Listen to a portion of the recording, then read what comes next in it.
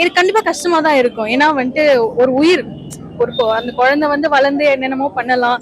So அப்படி எல்லாம் நாயெல்லாம் சேர்த்து கடிக்கும் போது அந்த குழந்தைக்காக தான் நான் சப்போர்ட் பண்ணுவேன். டாக்ஸுக்குன்னு அந்த இடத்துல கிடையாது. ஸோ அது எதனால அப்படிங்கிறது என்னால சொல்ல முடியல. பட் ஆனா கிட்ஸையும் பாதுகாப்பா நம்ம வச்சிருக்கணும்.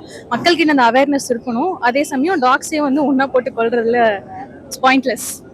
ஓகே, இப்போ ஸ்ட்ரீட் டாக் அதிகமாயிட்டே போகுது. இது யார் தப்புன்னு நினைக்கிறீங்க?